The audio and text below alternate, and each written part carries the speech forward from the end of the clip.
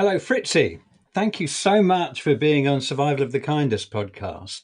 Do you want to introduce yourself and just tell us a little about your background? Hi, Julian. Thank you so much for having me. It's so great to be here. Well, I spent most of my life as a filmmaker, living in Los Angeles.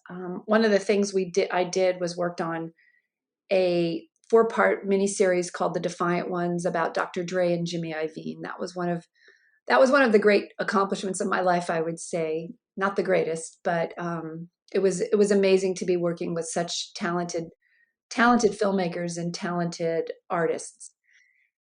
And I guess one of the other great accomplishments is I gave birth to Conrad Wood, who's just an extraordinary human, kind, intelligent, and hilarious.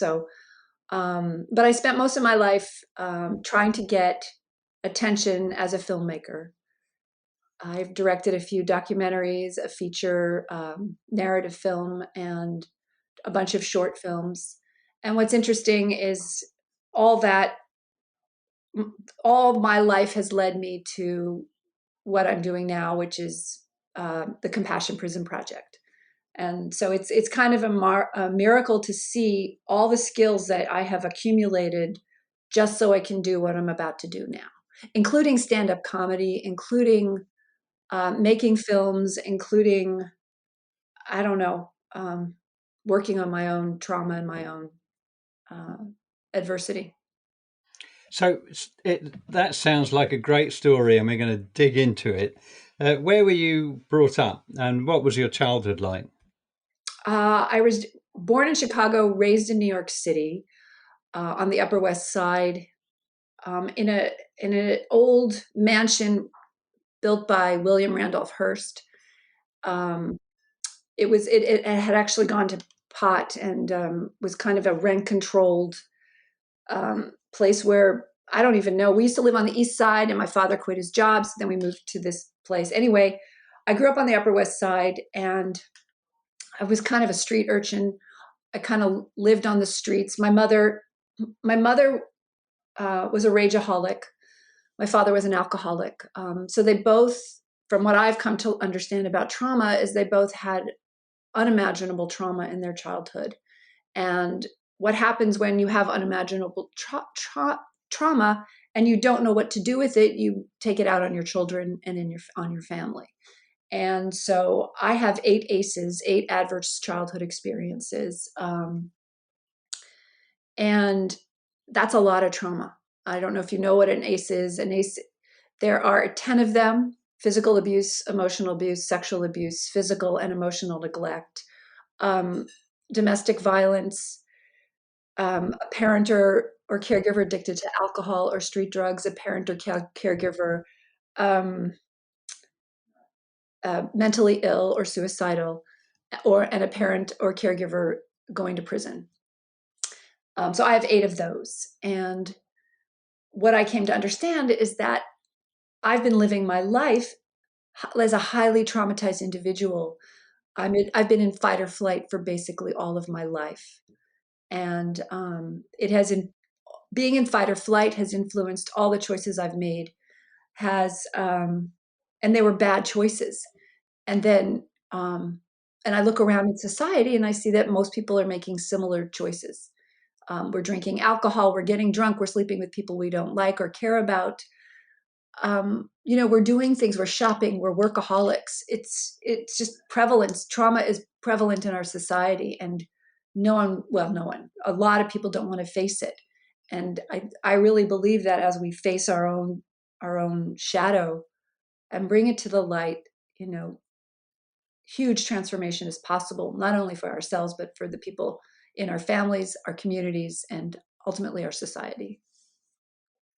Not everyone is trauma aware or knows the significance of adverse childhood experiences. Do you want to just uh, tell us a little bit more about what the long-term impacts are of these events and why they're so detrimental when they're cumulative?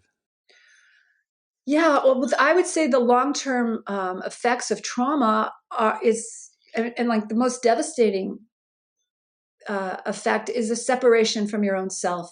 the denial of your own divinity, the denial of how amazing you truly are. And this is for everybody. This is for every single human that's on the planet.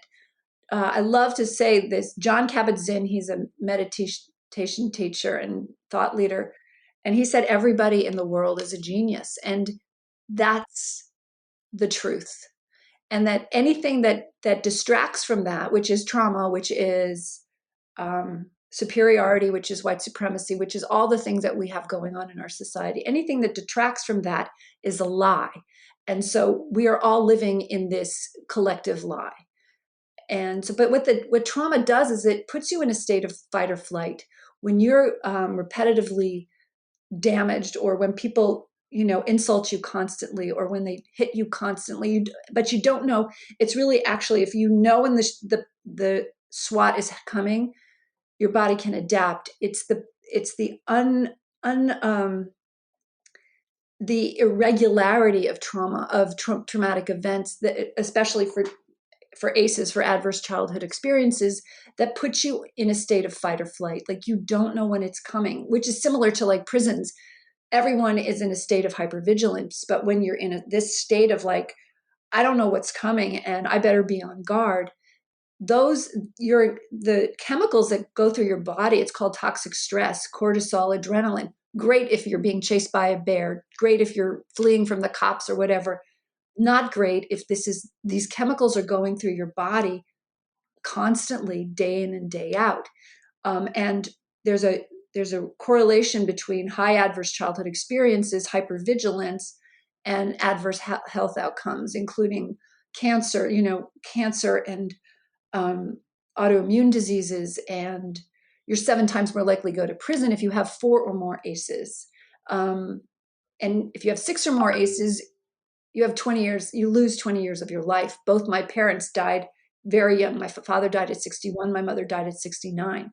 I'm 58, so luckily I've been addressing these traumatic events, but I'd be next. And we look at COVID, and what I'm seeing is unaddressed trauma, which is the body is in a state of immune deficiency. It can't fight off another threat. And that's why we're getting so many deaths. It's not about,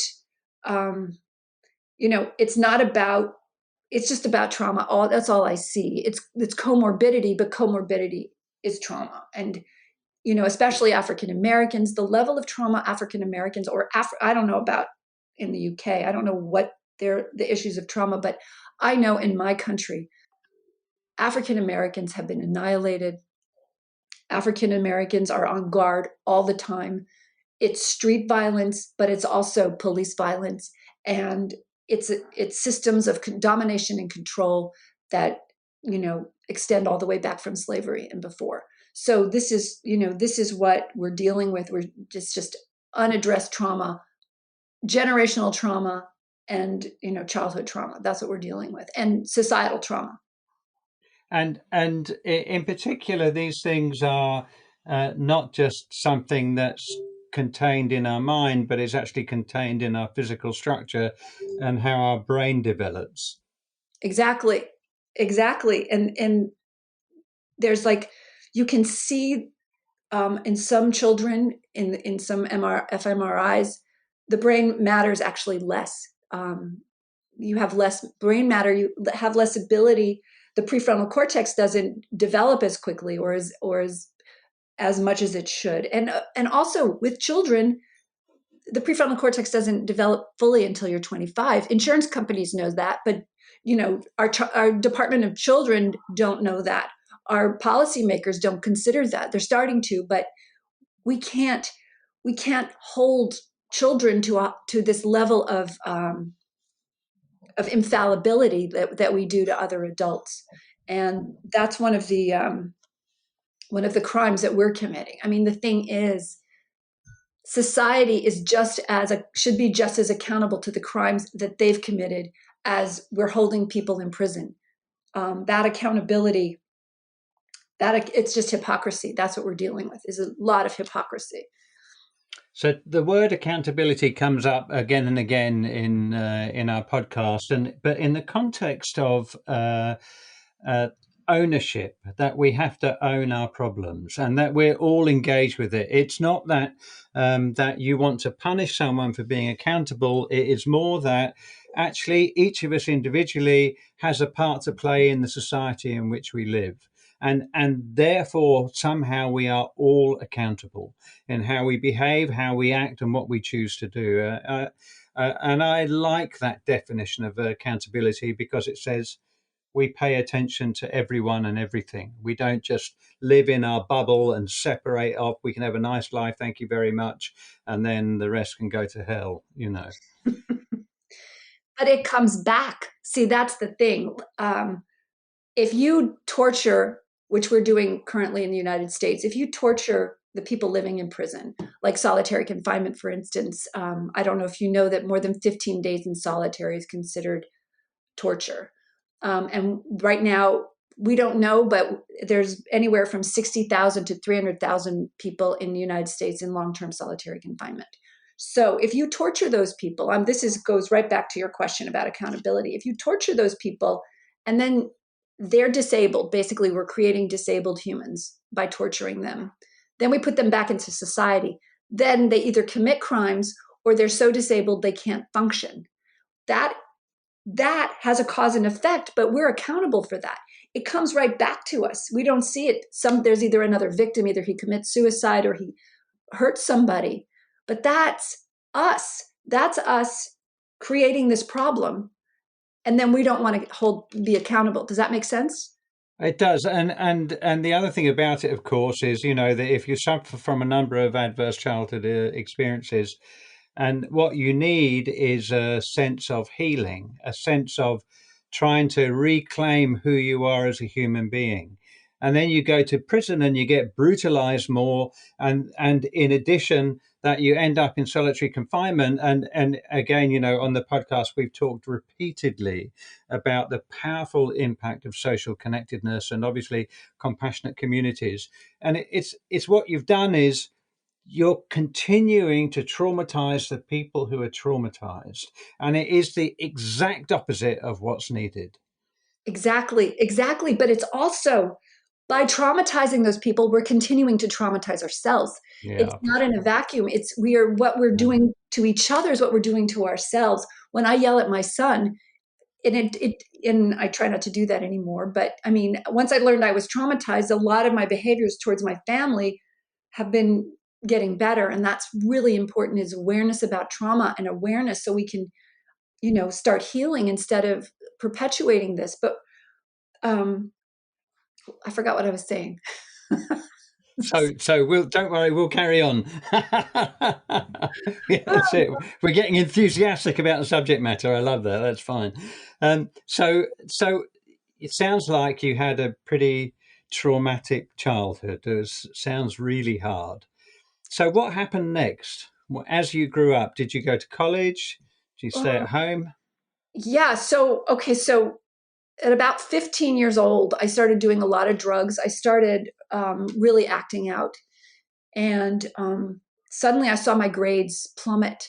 And one day I got an F on a Huck Finn paper on my Huckleberry Finn. And that's because I'd read the Cliff Notes and I had just been, I'd been a typical teenager, but that F or that D or whatever it was really woke me up. And suddenly I pivoted, I got my act together, and I got into Vassar College. But not every kid gets this wake up call. And this came from some divine intervention. I don't know, but there was a wake up call.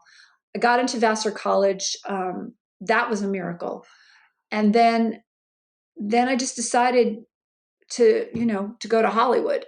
Um, but those adverse childhood experiences, you can just plot, you can just see all of the effects of it. I was bulimic, I was promiscuous, I couldn't hold down, I couldn't stay in jobs for too long because I didn't want to be controlled. So like that's one of the things is one of the worst things for people that are traumatized is wanting to control them because they need this autonomy. And look at our society, how so many people don't want government interfering in their lives, and yet they still want to punish the people in prison, which is such a like, wait, it's so duplicitous, but it makes sense. And I think these are the roots of childhood trauma. We don't want to be controlled, but we want to control. We want to annihilate. We want to um, show our expressed rage and take it out on immigrants, on people that don't look like us, on anything that that is poison, that feels like poison. We or abortion. We don't want people to. We promiscuous women. They shouldn't have abortions, and they should be punished. So this idea of punishment, but also um, get out of my business. It's an interesting thing. We're in other people's business, and yet we want autonomy. So it's again another level of duplicitousness that shows up in the United States, and I'm sure everywhere else. But It's an interesting one, and because we can theorize where that might come from, and it's another theme again that we've discussed about, in particular in reference to First Nations communities. How they're more interested in interdependence, we're more interested in independence. And it's difficult to, I dare say the roots go back way back in Western civilization, but they seem to be playing out in all sorts of places at the moment. And the irony is, of course, that the thing we need most is the interdependence rather than the independence. but I think that's a root of trauma. Trauma separates, right? Trauma says I'm on my own. I got to do this myself. And what it does is it separates you from your community, and it separates you from a sense of connection and largeness. Like, the thing is, when you're alone, you've got to do it yourself, the rugged individual. But it's also, I don't care about anybody else. I'm just going to get what I can get. And you see this playing out in this is trauma playing itself out. You see this playing out in gangs, in kids. I'm gonna get what I can because I know I'm gonna die in a couple of years. You see this playing out in Wall Street. You see this, and it's like people with blinders on. Jeff Bezos is a great example, and I'm sure he's highly traumatized because how could someone, the richest man in the world? I mean, I think I heard him giving $2 million to a charity. I'm like, dude, this isn't going to play. All those people working for you, they're in your community, that they are supporting your abundance, so we got to give it back to them. So, but interdependence is crucial, and I'm just learning about it myself because at 8 years old, I remember having the thought, I got to do it on my own. That was at 8 years old. And a lot, I know, like, I can't count on my family because they're nuts. I can't count on my community because I don't have one. I don't know what that looks like. And so I don't even know where to get a community. We're creating one at Compassion Prison Project, but community is kind of an alien idea. But it's, the Declaration of Independence was, to get away from the Brits, but it's also kind of a meme that we've lived in the United States, that we are rugged individualists, get out of my business. But guess what? Your business is my business, because if you thrive, I thrive. And if you're annihilated, I'm part of the cause. Yeah, yeah. And it's interesting. I do think that the fact that America is or Eurocentric America is made up of immigrants, and you have that sense of cutting from your communities in almost every family line. Do you think that has an influence which has been passed on through the generations? Absolutely. I mean, we moved to New York City. All the rest of the family, I mean, you can't call my mother having a family, but my father's family was in Michigan. I mean, we saw them once in a while. Right now, we live in Los Angeles. The rest of the family's all over the place on my husband's side. So, yeah. And, we're tribal. We're tribal beings. We need community. We're raising children, in isolation. And honestly, a mother needs more help. It's too much to do, for her to stay sane. And then, we have all these single mothers. Yeah, it's not working. It's not working. It's not working. Oh, I think we can see that. So how did you get into? I mean, that's a bold step to go to Hollywood and then get into filmmaking. How did all that happen? How did I get into filmmaking? I just did that like rising through the ranks, but I I just, I was a female in a male-driven business, and so the breaks that a lot of my peers were getting, male peers were getting, I didn't get them. Maybe it's because I wasn't talented. I don't know. I made a couple films. I think they were pretty decent, but I also didn't like learning the rules. I didn't want to learn the rules, and so I'm kind of a maverick that way. It didn't help me with my film career, but I think it's really helping with my prison career. Um, Not being in there and doing anything other than good rather than being in well, prison for the wrong reasons. exactly. Well, yes, my prison career as a change maker, as a Yeah, yeah. compassion bringer. Um, And at what stage did you become aware of the harmful effects of your own adverse childhood experiences, and how did you start to deal with those? I became aware. I think I was 55. 55, so that's 3 years ago. I read a book called "The Body Keeps the Score" by Bessel van der Kolk, and that changed my life. And I gave it to my sister, and she's like, "Wow!" She says, "I brought it to my therapist. She didn't even know about the book." I'm like, "What the heck is going on in this society? We're teaching therapy, and we have no idea about childhood trauma and the effects." I went to a doctor, and I said, I wanted to check my cholesterol because I've had high cholesterol. Hello, trauma.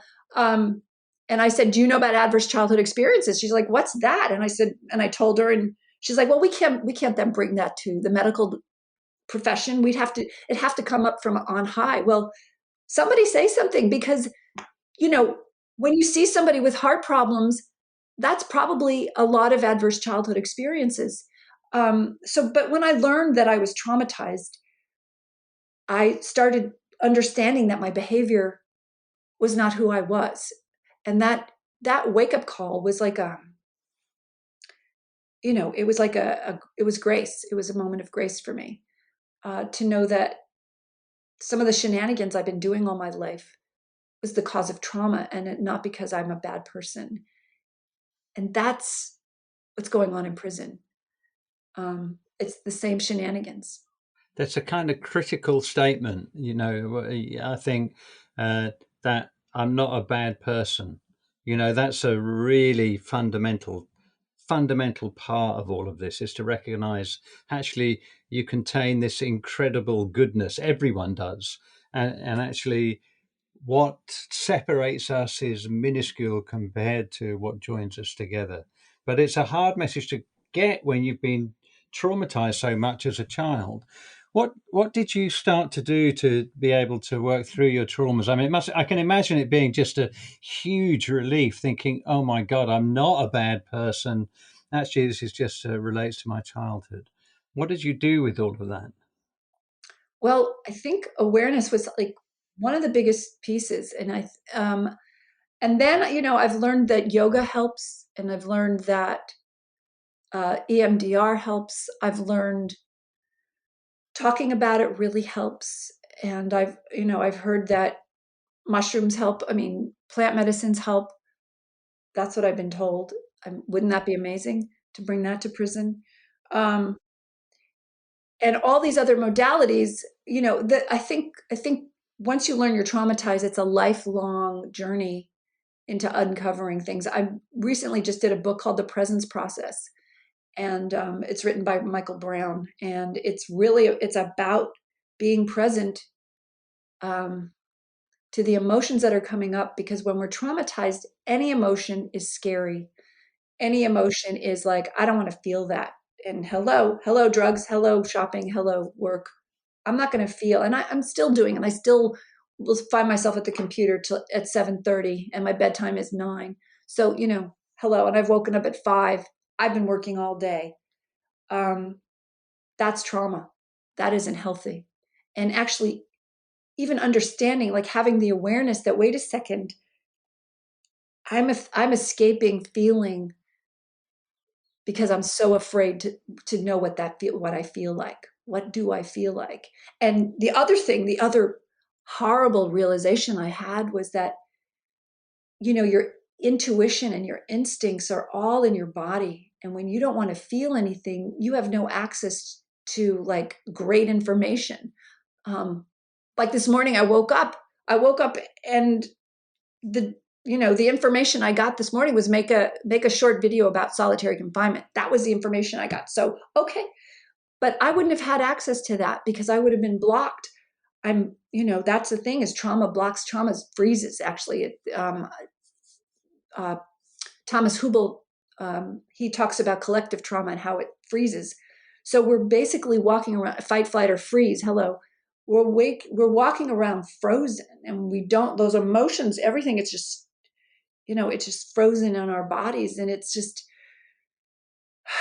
but it's also, being kind to yourself, being like fiercely kind to yourself. I love you, Fritzi. You're fucking amazing. Oh, sorry. I'm so No, sorry. your swearing is good. I'm a big fan of swearing. You're amazing. And this isn't narcissism, and maybe it is, but I think this is called recovery. This is called waking up to your own divinity, which is on the table for everyone. And this includes everyone in prison. There are sociopaths in prison. They're still divine. They don't belong in society, but they are still divine. And, we have to recognize that. And remember, the trauma that they put on other people was the same trauma that was done to them. And, um, we've caught them in the act, but what was done to them as children was much worse than anything they ever did. I can promise you. I mean, I think I have this idea that most people in positions of authority, whether it's business or politics or wherever, that they suffer from these things, but they get away with it legally. But the havoc they create is probably greater. I mean, you can look at the world is going to pot, environmentally as a disaster, and the people who should be making decisions for the welfare of everyone just can't do it, and they're frozen and blocked off from the greater good, and it's a disaster. And I mean, without getting too political, then I think, in particular, some presidents come to mind where childhood trauma has been their defining feature of their whole life. Well, hello. Let's look at Clinton. Let's look at Bush. Let's look at, Trump. Look at Obama. All of them Yeah, traumatized. And all of them, one of the symptoms of trauma, I mean, is wanting to be seen, whether what you're doing is good or bad. But if you're getting that fed, that's the danger, but that's also the good part. For me, it's good. It's good. I want to be seen. I'm calling it out. But let's forgive everybody. Let's stop canceling everybody. Know that this is an act of trauma, and let's start healing. Let's like yeah, decide. I'm not going to cancel Governor Cuomo. I'm not going to cancel him. He needs to get to work, but he needs to restore. He needs to go and say, I'm sorry. I was yeah. inappropriate to you. That's all. But that kind of thing, that restorative policies can change our society. It's like everybody like own up to your own baloney, all your shenanigans, and let's get busy. Let's get busy and get this world back on track. So, having discovered the incredible impact, negative impact of adverse childhood experiences, how did that lead you? How did you find yourself dealing with the prison population? Well, one of the things that I've noticed, this goes back to when I was a teenager. I was taking, I had a photography class, and I was always drawn to homeless people, and it was always like a question of why is it like that? Why are they homeless? Why aren't we taking care of them? And then I extended that. I would go into like the red light district in Manhattan, and I would look at the prostitutes, and I'm like, why are they like that? Why are they doing that? And then my curiosity was constant. that's when I was 14. I would go by these neighborhoods. And then I guess this resurged kind of, in my 40s. Why are we treating African Americans badly? What is with that? And so I became aware of criminal justice and the issues of criminal justice. And then one day I got invited to be a volunteer at a prison, and I had just read The Body Keeps the Score. So I had trauma info walking into that prison gate. And well, the first thing I noticed is there were no trees. And I'm like, how can anybody rehabilitate in a place where there's no trees? And they're like, well, there needs to be a sight line, so we can kill them if they're trying to escape. It's like, well, don't kill them. Like, just tell them to get back into their cell. Why are you ready to kill somebody trying to escape? That kind of thinking. So I walked into prison, and I walked in, and it was a thing called Hustle 2.0. It's to help people become entrepreneurs, and it was a great program. I walked in, and I'm greeted by men. They made like this tunnel where you walk through, and they're yelling, and they're welcoming you and high-fiving you. And I'm just like, okay, all right, everything I have thought about prison is wrong. Like that, in that second that I walked in the door. And so basically, it was like everything I'd thought about anything is wrong, because if I'm thinking these people are bad and need to be punished, it just kind of like floored me, and the rug was taken out from under me. And I spent the day hearing about these men's trauma. One of the guys told me his father tried to drown him in a bathtub, and I could see him. He was so traumatized that you could barely access him. He was just like deep buried in his skull. And I was like, I want to like come back to me. I wanted to have him come back, come home. And I knew that day I could not leave those men alone to fester anymore. And they're still festering. Those same men are still festering. But I'm getting closer. Getting closer to bringing them some help. And but I think every human needs to go to a prison, because then we will stop doing what we're doing. We'll say, oh geez, this is wrong. This is the wrong thing we're doing. Everyone needs to go in. And if you're not going to go in, then listen to me, because I know what's going on. And what we're doing is we are annihilating ourselves. Because remember that old nursery rhyme, I'm rubber, you're glue, whatever I say sticks to you. It's like, no, whatever you say not only sticks to you, but it sticks to me. And it comes back. It's karma. It's instant karma. And we've got so much karma that we're destroying the planet. That's what's happening. We're dominating and controlling everything. And we're not letting it be, like the Beatles said. We need to let things be, and heal, and be in community. You find this? You find yourself in prison, and you find that you're a fish out of water. What did you do with that information? What's next? I wasn't a fish out of water. I was a fish in the same pond. They were all traumatized. I was traumatized. Yeah. So there was actually the only difference was they got caught. I was doing crimes too. I was an accessory to a robbery. I didn't get anything, but that's because it was my friends. Anyway, it's a long story, but I was lucky. If I was African American living in a different neighborhood, forget it. Forget it.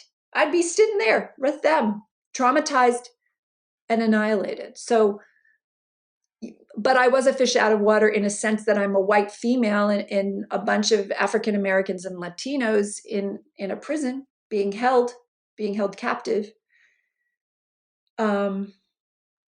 Yeah, I mean, if you saw Step Inside the Circle, I'm assuming the little film we made, and there's Victor, the really big guy, and as I was coming in, he was talking to the guy who helped produce it on the inside. His name is Sam. He's the guy that There Is No Shame.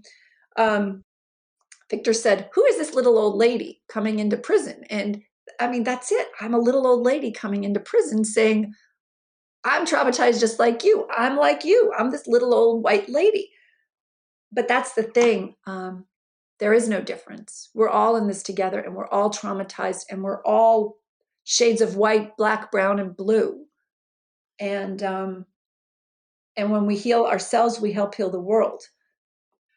How did you develop your, I don't know what the right word is, that your creation of community and inclusiveness in prison? How did that start?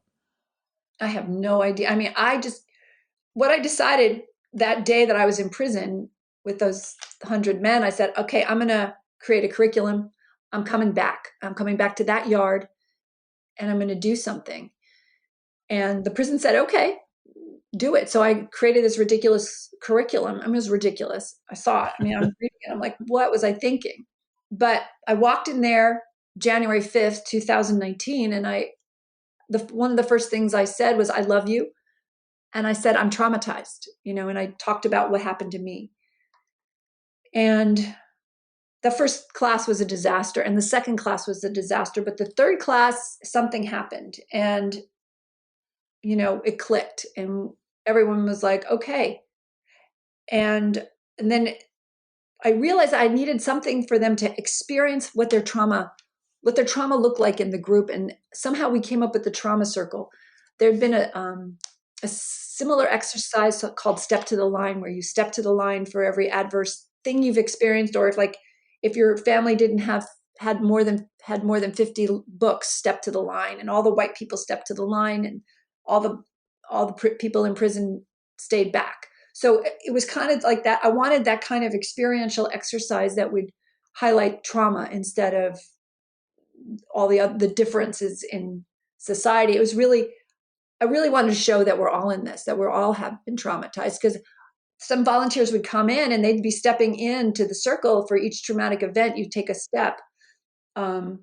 And I would see volunteers that have, one of the volunteers, millionaire, successful family, just blown out of the water. And she's taken more steps than me. And I just looked at her, I looked at her and across the circle, I said, you, and she's shaking her head. And I was like, okay, this is everywhere. This is in the rich. This is in the poor. This is it. And the only difference is like, I got there first. That's the difference. And that's injustice. It's like, wait a second, just because you got there first, you got to pillage the land, you got to, get the beachfront property, that you get all the entitlement, and then everybody else is left for scraps. No, this is our land. This land is our land, right? This land is our land. And, the Native Americans know that. This isn't for, put a tent up, be there.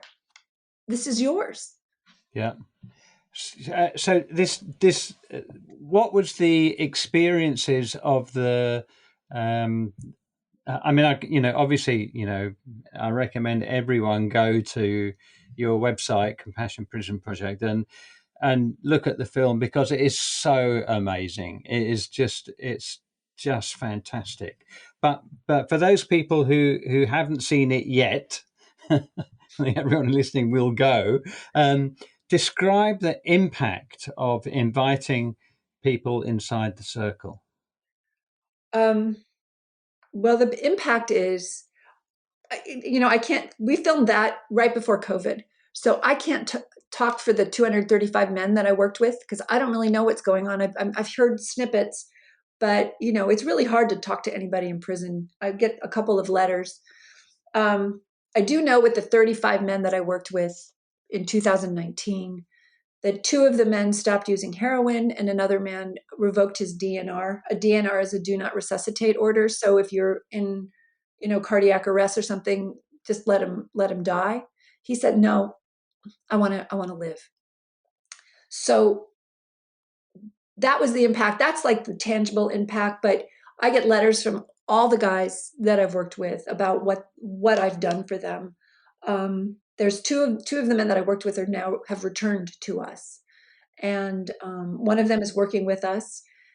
And another one's having a really hard time. And this is something we really got to consider, because when you institutionalize a human being, you take away his agency, you take away his choices, you take away how he knows how to perform in the world. And then you throw him back out into society. He doesn't have any skills anymore. Like, I heard a story of a man who had a breakdown because there were 5 different mustards, and he didn't know. He went shopping and he didn't know what to buy. He didn't know what mustard. All he ever got was one mustard. And these kinds of things, it's called normalization. They do this in Norway, where you actually go shopping, you do your laundry, you make your breakfast, you have knives in your apartment. You live a normal life. The only thing that is taken away from you is your freedom, and that's where we've got to get there soon too. We can't wait. And COVID has been an excuse for a delay. Well, let's start now. We can't delay anymore because people are suffering. So the other thing, Fritzi, is that we see you on this film, and you're in a prison yard with more than 230 hardened criminals, and you seem really confident in that environment. I mean, there was no doubt about what you were doing there, and that just struck me as it must have taken a huge amount of courage to do that.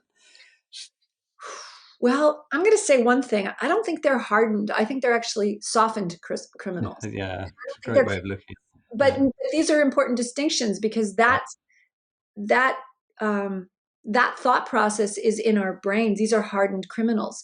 But no, wait, these are humans. These are humans, and that distinction is really key in the words that we choose for the people that we're talking about. I call them residents. I don't call them convicts or inmates or criminals, or I call them residents, and I call them citizens, returning citizens. They are citizens. They were born in America. They should be treated with dignity and respect. But I have courage because I that's one of the benefits of trauma. Is one of my survival mechanisms was, I don't care. I'm going to do it. I'm going to do it anyway. I'm just going to barrel through. I mean, sometimes my mother would call me willy-nilly. It's like, why are you doing this? You haven't thought it through. It's like, well, it's a curse, and it's also a blessing. And that kind of bravado that I do have is one of my strengths for sure. I don't know why the dog is barking. Sorry about that. It's all right. I got 2 here lying around. They'll no doubt start barking soon. Yeah. So, when I was invited to Lancaster Prison, I was introduced to a man named Sam Brown, and he's been incarcerated for over 20 years, but he is one of the most. He just wrote a bill to end slavery in California. I mean, this man is a genius. This man is a leader, and we're keeping him behind bars, right? Like, where's the logic? I don't understand that logic. Why are we keeping people that are functioning? Half the people in society can't function, and he's got more brains than half of the people out there, and yet we're keeping some of our greatest resources locked up. Anyway, he's the one who organized that circle. He got all those men together. He got everybody. And he's the one who said, when asked, who is this lady? Who is this old lady coming? He's the one who said, she's cool. Just go with it. So I walked in, I walked into my new family, or the family I hadn't met yet, because I feel like everybody in the planet is my family. And everybody in the planet is, part of me. So when I walk by somebody, and if I'm grumpy, and I've done this, I do this, or when I drive and someone cuts me off, I get mean to them, and I send out a bad vibe. But I'm sending a bad vibe to my family member and ultimately to myself, right? So it's really important that we think about all those thoughts we have, all those violent thoughts we're having. We really need to start interrupting them and looking at them. I think that I have a few kind of observations on that. So, firstly, that the thing that I mean, I work for this charity, Compassionate Communities UK, and we've been running compassionate communities programs all over the place and we know that even in those small moments of where you smile at somebody you don't know, or chat with them down the shops, or you get this little explosion of oxytocin with ripple effects, and you feel like you're comfortable in every time that happens. these ripples spread out. And if you take a population-based approach to this, you find that then everyone is kind of looking out for everyone else, and you develop a sense of trust, and you develop a sense of place. And of course, the impacts of this in terms of health are absolutely profound. But we know that the impact on, it's not just that, adverse childhood events make you die young. You actually, if you have a program of compassionate communities where you create healthy, good social relationships, then you live longer. That's if you want to live long, healthy, happy lives. And this is a really interesting thing, which it's so great to hear, is about seeing human beings for their full expression of who they are. And it makes me recall there's a British lawyer who's worked on death row in the US called Clive Stafford Smith. And when he was talking about it, he said, none of us want to be judged by our worst moments, which is so true, but then that's a rare skill that you have, and one that definitely needs to be shared, which is, see human beings for the goodness that's there. And if you can relate to that, then you stand a chance of relating to the people and the world around you in a positive way, which, again, these ripple effects, they just go everywhere. It has a profound effect on everyone. It's true though, but for me to be able to see the goodness in other people, I have to be in my prefrontal cortex. I have to be out of fight or flight, because when you're in fight or flight, you're looking for threats. You're seeing what's wrong with the world instead of what's good. So, that's why mindfulness and meditation and yoga and all these things are so important. And it's not like, it's not woo woo anymore. This is like mandatory for our society, for us to get into our bodies and out of our amygdalas, out of the lizard brain, the fight or flight brain, the violent brain. It's where the violence comes from.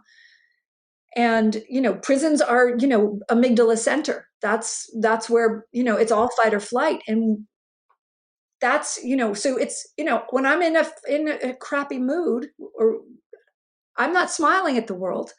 And it's like it enforces the bad feelings. It actually creates even more fight or flight, puts me more in a bad place. So a good song, I just remembered, like, the power of a good song, or just some exercise. Just we've got to start um moving through this trauma. We've got to move, and we've got to move. And it is about movement, and it is about yoga and being in your body, dancing and smiling. Just those snowflakes. I'm like this. I'm obsessed with the snowflakes again. Emoto's. He put good intentions into a snowflake, and they were these beautiful creations. And then he put, about this? And then No, tell me. he put like anger and dread into other, and the crystals came out all deformed. But if we're 98% water, or whatever that ratio is, whatever we're putting out or in, whatever our diet is, we're going to be crystallized into positivity or into negativity. And I Yeah, would say the same thing for violent films. I'm really, like, becoming aware that we have to stop making violent films, because the body can't differentiate between something they vicariously see, or that it's being done to them. And yeah.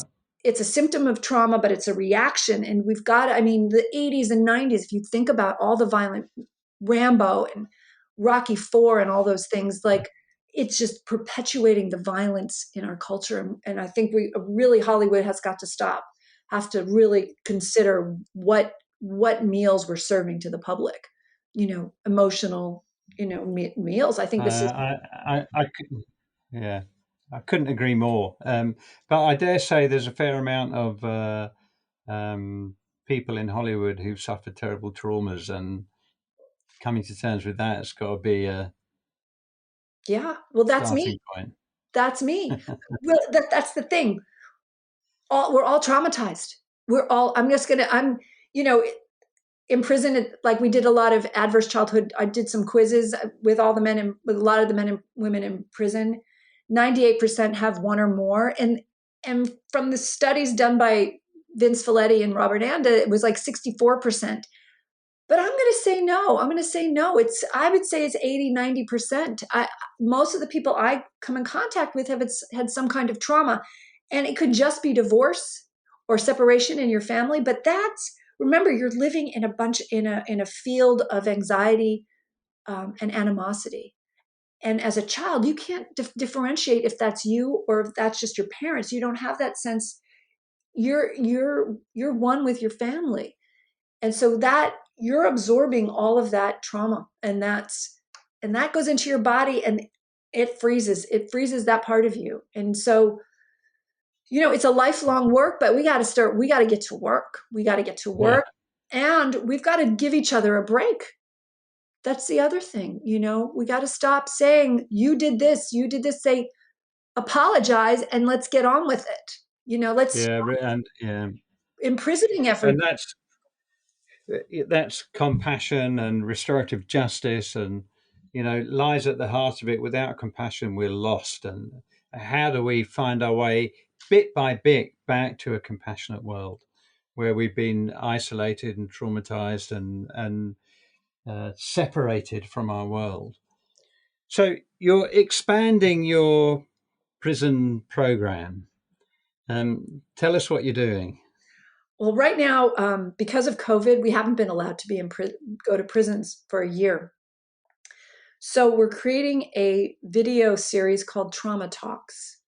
And it's really about getting the conversation about trauma into the prisons. We really want people, and we're going to encourage that they get into groups as soon as they can. So you start talking about your trauma in groups. But what we've done is we've got returning citizens talking about their trauma on Zoom. And so we've basically created the group for the men and women to see, like, okay, this guy has 8 aces, he's raising his hand almost every time. And it's interesting. One of the guys in the group, his father was a correctional officer. So he couldn't answer one of your family members went to prison, but his father worked in prison. So I would say he has 9 aces but his father put him in solitary confinement for a year. One of his best friends said, "Where have you been? I thought you had moved. I haven't seen you for a year." He would go to school, and then he would go right back to his room and basically be in solitary for a year. So these are the kinds of things we discuss in this group. And the other idea, we want to get some celebrities we're working on this right now, to read some poetry and short stories written by the people that are incarcerated, so that they can feel that their work matters, that they matter, and that people out in the world care. And I really think, hopefully this catches on, and we can get this program we have a workbook that goes with the program, and it's 6 episodes, and there are 1,833 prisons in the United States. I want them in every single prison for every single man and woman, because I want them to know that they're traumatized, and it's okay. And, you're traumatized, forgive yourself, forgive your family. And if you can't forgive your family, forgive yourself for not being able to forgive your family. I mean, those are you have to get to the deeper levels of forgiveness, because there are some family members have committed atrocities, crimes against humanity. I mean, that's what we're dealing with. That's what we're dealing with in prison. These are crimes against humanity. And then we ask these people that are incarcerated to perform in society like as if nothing happened to them. It's impossible. And all they know is violence. I mean, one of the guys at prison said to me, "I thought violence was normal. I thought you beat up what you did was you beat up your wife. I thought that's what I was going to be doing when I became a husband." So, I mean, right? Like, what is that? Yeah. And then we penalize them for not knowing.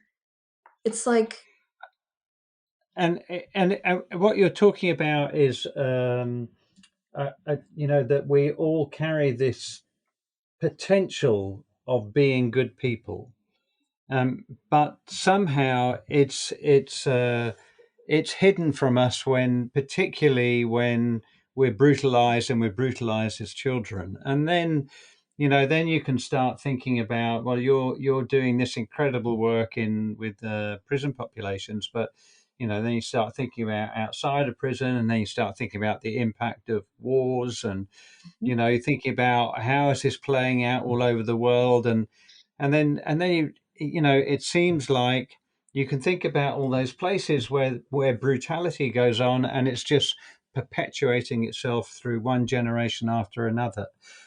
And awareness, I think the point you made about awareness of the impact of adverse childhood experiences is, being trauma aware, is it's hidden and it needs to come out into the public. And funnily enough, I think public engagement through the media, through the whole variety of different media, is really, really important, just to bring this to light and for people to see, well, I can make sense of the world if I think about it in terms of brutality and the impact that has on human beings. And then the next step is, how do you change? And I would argue that change comes from community, Mhm. not from domination, but from community, from learning to be in harmony with the people around you. Yes, and also too, but part of that community is realizing that we've all been traumatized, that we've all experienced some kind of harm done to us. Like, but these are violations of our soul. These are soul injuries. And so we shut down because our souls are, we are told the world is not safe. And I believe the world can be really safe, can be really safe if we start accepting all of it. It's like we don't want to look at trauma. We don't want to look at homeless people. We don't want to look at addicts. We don't want to look at people that commit crimes. But that's what we've created. That's our creation. This is this is us. This is our trauma in response to other people's trauma. And we got to it's accountability again. We created this. We created homelessness. We created people that come home from prison and can't get a job, can't get food stamps, can't get a place to live. So where are they going to live? They're going to live on the street. That's us. We did that. And then they're going to commit more crimes. So my question is, there's recidivism. I think the state should be responsible for all crimes that are committed by recidivists. So people that commit crimes after they've been in prison should be on the state should be responsible. Like that's who's responsible because they didn't rehabilitate the people that that came into prison in the first place. I think the state should be responsible for rehabilitation. So that's a way of saying that the prison system has failed Mm, to do what's needed to rehabilitate people into being good citizens, and as a consequence, they should be responsible for it, not the citizens themselves.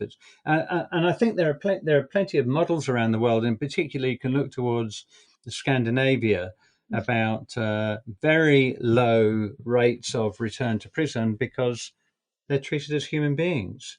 yes. They learn how to be good citizens.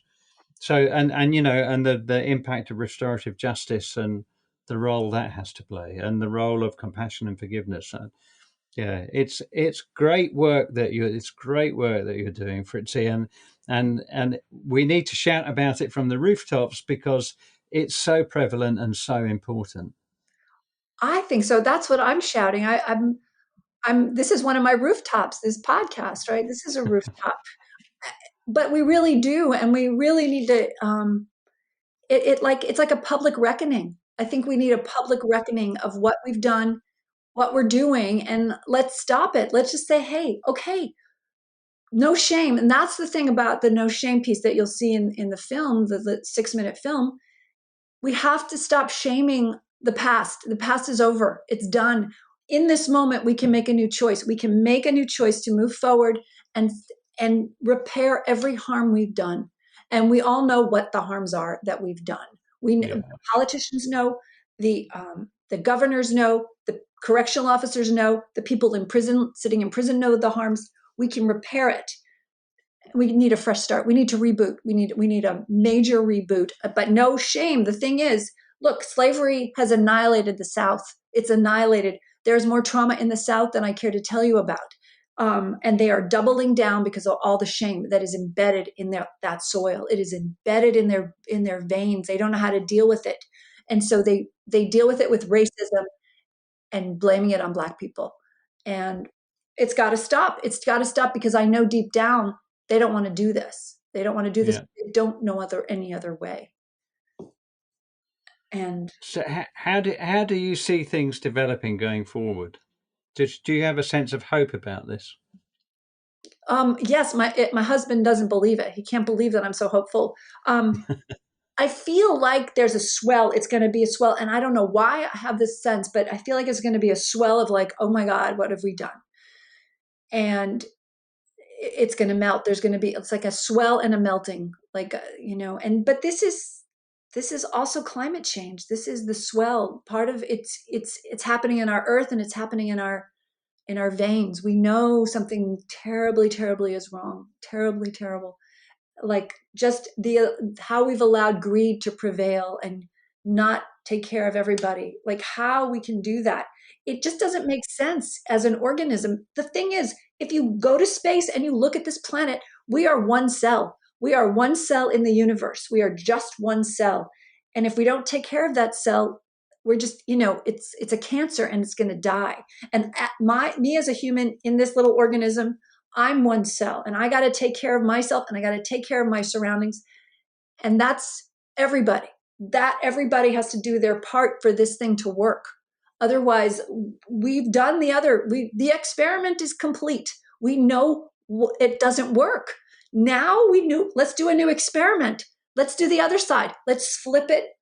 What does compassion, community, and consideration do not only to a human, to an environment, to a family, to a society, to a planet? Check it out. Let's try it. Yeah, quite. Yeah, yeah. Let's try something different because what we're doing sure ain't working. No, the experiment is done. We're done with the experiment. Yeah. I want to end it now. As of today, March 9th, we have completed the experiment. The results are in. Failure. I think I can definitely see a film and a book about that. What a great plot that would make, right? We all come to the conclusion that it hasn't worked. And now let's try something different. What does that something different look like? Well, and it looks like, how do we build a community? Like I live in a community of people that feel like prisons are correct, that what we're doing in prisons is the right thing. I live in this community, and I don't know how to envelop these people and say, hey, let's go to the prisons, check it out, let's see what's going on in there. Or hey, that homeless guy who's robbing your car, he's not a bad guy. We just haven't given him any other options. You're not looking at the totality of what's going on. You're looking at it, how it affects you. And because you're so traumatized, you just want him to be punished. And punishment is rage, is unaddressed rage and trauma, period. Well, as you know, because you're going to be talking at this event, that we are putting together an Elevate Compassion Summit series for North America. And we should really start talking about this on the podcast. And now's a good moment, because I think that what we want to do is to have a groundswell of a social movement where people elevate compassion to a value of high importance. Because if we're going to change, if we are going to make a difference, then it's going to be each of us individually making a much greater use of this incredible compassionate potential that we got. And what we hope to do with the summit series is there's so much fantastic work going on all over the world, but in the US and Canada, there are, we're partnering up with Weave, who are part of the Aspen Institute. And you look at things like the ABCD Institute, the Asset Based Community Development Initiative that John McKnight started in Chicago. And it's just incredible amounts of work that's happening. But not always joined up. And if we can join it up together, we stand a chance of a very powerful advocacy group. So we've got great speakers, and yourself amongst them, but also Cormac Russell, who's been on the podcast, and likewise Julianne Holt-Lundstedt, who wrote this groundbreaking paper on social relationships and mortality. And I think that what we're hoping is that people feel inspired and realize the rationale of being more compassionate and relate it to their own emotions, knowing that should they become more compassionate, it actually feels good. You feel less alienated from the world, and so that we hope, and you're a part of it, is to start this social movement, which is a social movement of the change that we need. From this moment on, let's do something different. And the something different is creating compassionate communities, elevating compassion as a value that we all need to aspire to. No one should be left out. We're all part of this. I agree. And I think for the listeners that are with us today, I think we also have to examine where we're being violent and when we're being compassionate. We should start looking at our own, just in our day-to-day experience. Like, is that a compassionate thought, or is that really, like, why am I being so hard on myself in this moment? Because that's violence. That is contributing to this collective field of violence that we're living in, and you can feel this field. Um, and we're all participating in it. We're all participating in it. I looked at my body this morning. I'm like, okay. I mean, but that was violent. It wasn't a compassionate thing. Instead of saying, wow, you're doing pretty well for 58, but that's, I'm glad I had that thought just now, because I've kind of just replaced it, and it feels better in my Yeah. body already. And I am looking pretty great at 58. But I am not, I am not Bo Derek at 18. No, I am not. And nor should I have to be. I mean, I'm a little old lady that goes to prisons, right? And it's okay to be beautiful. It's okay to be magnificent. It's okay to be spectacular. Yeah. That's what we all have. And I want to see that on everybody. I agree, and I think it's an internal journey as well as an external one. And at every moment, we have the choice of compassion, and every time we act with aggression and violence, whether it's to ourselves or to other people, we should be asking ourselves about: firstly, is that the right thing to do? And secondly, does it come from acts of aggression and violence that happen to us? And then how can we forgive that whole process and become better human beings? Yes, and forgive. Like, I had a fight with my sister. It's still reverberating. I mean, seriously, this was 3 months ago, and it's still reverberating. And I'm still recovering. She's still recovering. And I'm forgiving myself for it. I'm forgiving myself for my acts. I'm forgiving her for her acts. And it's hard. It's really hard. But this is like centuries of violence that we were raised in. And, you know, I don't, just bringing it to light, like me just saying this helps me, and so talk about the violence that you've created and that you forgive yourself. And remember to forgive yourself for not forgiving as well. That's a key. That's a It's key. a good one. I like that one. Yeah. Yeah. It's I worked as a palliative care physician, and I talked to thousands of people as they were going through the process of dying, and the theme of forgiveness came up again and again, and both for the individuals themselves and to the people around them. And when applied, the effect is absolutely transformative and can transform people going through real mental suffering to a place of peace and harmony and dying peacefully. And we should use it all the time, definitely. Yeah. I mean, death is one of the, extraordinary, birth and death, the most extraordinary parts of being alive, right? It's the beginning and it's the end of this, our Yeah. incarnation. And it should be a time of reverence and, reflection and grace, right? Grace is the right word. Exactly. So Fritzi, have we left anything out? Is there anything else we should be talking about? Is there another part of the message that you want to tell us about? I just want to emphasize solitary confinement. I'm just going to say a little bit about it. Um, More than 15 days in long-term in solitary confinement is considered torture. Right now in the United States, we have 60,000 to 300,000 people that are in solitary. We don't know how many people are in. We don't know why they're there, how long, when they're coming out, and why. We don't know any of these things. And it's really, we need transparency and we need accountability on this, because the people living in solitary are returning to us. And if they're returning to us damaged and deformed, they're not going to function. And then we're going to have to take care of them. I want to take care of them, but I want to take care of them in helping them get a job and helping them thrive and helping them integrate. I don't want to see them in their room because they're afraid to be in society. And I really just think um, all solitary needs to end in this society. Full stop now. Yeah, I agree. And that again, accountability. This is not happening to someone else. It's happening to all of us all the time. That's right. That's right. Okay, well, that's fantastic. Thank you for that. And I ask all my guests three questions at the end. The first question I have can you tell me about a moment when the smallest thing made the biggest difference?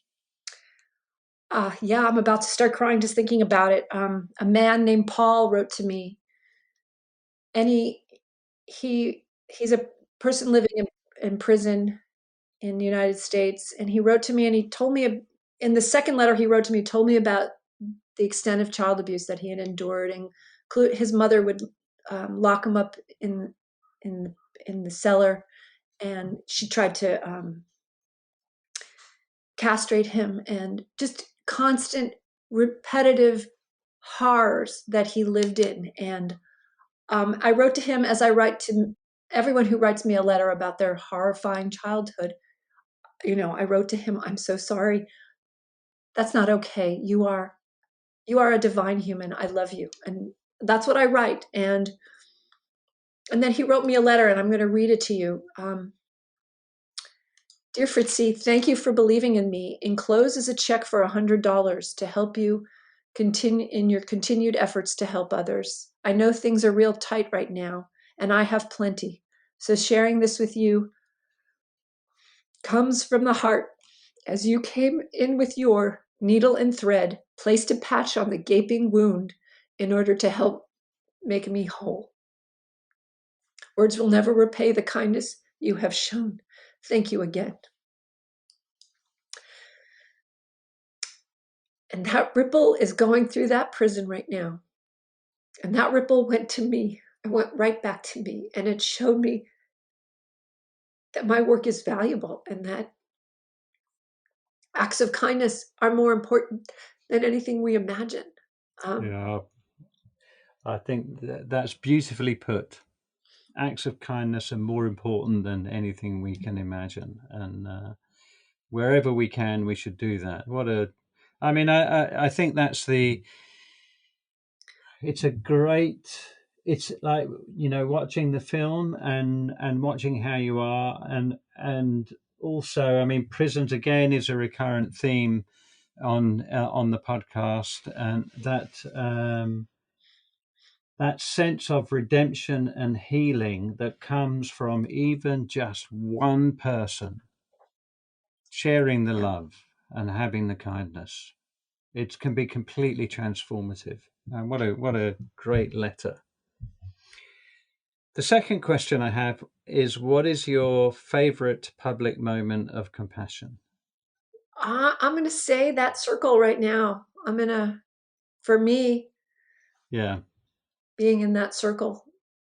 And it's a yeah, it's a great one, and people can watch that for themselves and judge for themselves. It is looks just amazing. And the third thing is, what matters most to you in your life? my family and my bigger family, my global family, and really getting this prison thing right. Um, Yeah, our mission in 3 years is to have all prisons become healing centers. And because we know if you've committed a crime, you've been traumatized. The algorithm is clear, and there's no reason why we need to torture anyone ever again.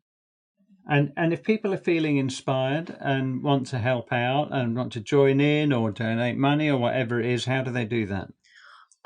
Please visit compassionprisonproject.org and just go wander and explore on that website. There's opportunities for volunteering, for letter writing to other people in prison, to donate, because we really need some support to keep this thing going, because we're like a little machine that could.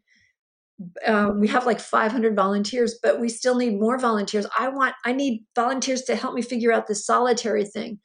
Um, and also get involved in your local prisons. Find out what they need. How can they help adopt a prison? We have an adopt a prison program on our at compassionprisonproject.org, where you take care of making sure that prison has books, yoga mats, classes, education.